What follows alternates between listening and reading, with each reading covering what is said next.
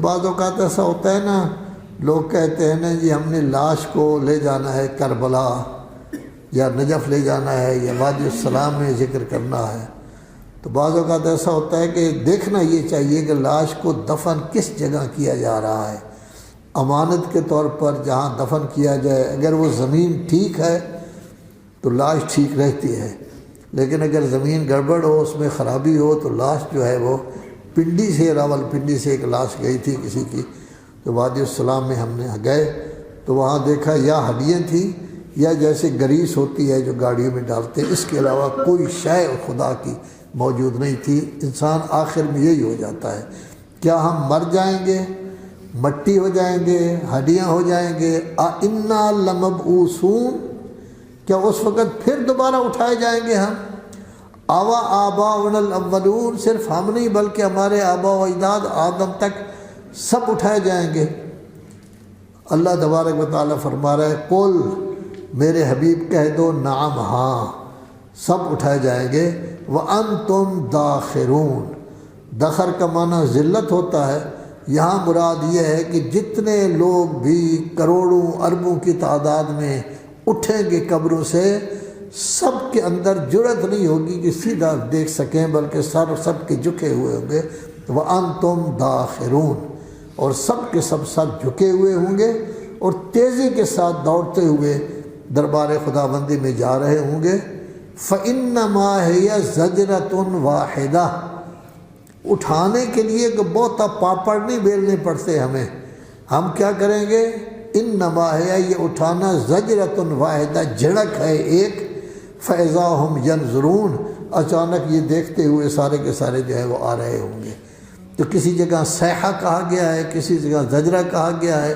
کسی جگہ نفخ صور کہا گیا ہے، تو بہرحال اچانک ایک آواز پیدا ہوگی جس کے بعد سب لوگ جو ہیں وہ حشر نشر کی طرف، یعنی اکٹھے بھی ہو جائیں گے، پھیلے ہوئے ہیں وہ سارے کے سارے اکٹھے ہو جائیں گے۔ وقالو، اور اس وقت قیامت کا دن دیکھ کر کہیں گے یا ویلنا، ہے افسوس۔ ویل کے قرآن مجید میں استعمال ہوئے ہیں 3 معنی، ویل کا کم از کم معنی افسوس ہے، دوسرا معنی اس کا کیا ہے؟ ہلاکت ہے، اور تیسرا معنی مکمل طور پر تباہی۔ وہ کہیں گے یا ویلنا، ہے افسوس، ھذا یوم الدین، آج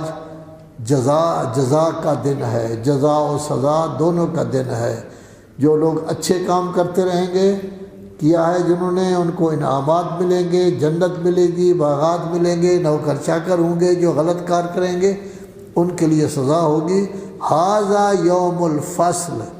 یہ فیصلے کا دن ہے، یہ وہ دن ہے کہ اس وقت فیصلہ ہو جائے گا کون اچھا ہے برا ہے۔ الذی کنتم بہ تکذبون، یہ وہ دن ہے جس کو یہ لوگ، آپ لوگ جھٹلاتے تھے، یعنی کافر جھٹلاتے تھے کہ کیسے ہو سکتا ہے کہ دوبارہ اٹھائے جائیں، کیسے ہو سکتا ہے قیامت ہو۔ تو گویا کہ اسلام کی بنیاد اصل میں 3 ہیں، توحید، اللہ کا نمائندہ وہ نبی امام وغیرہ ہو، قیامت، یہ 3 بنیادیں ہیں، انہی پر پورے اسلام کی دیوار جو ہے وہ کھڑی ہوئی ہے کہ انسان اللہ کو بھی مانے اور اسے یہ معلوم ہو کہ میں دنیا میں رہ رہا ہوں،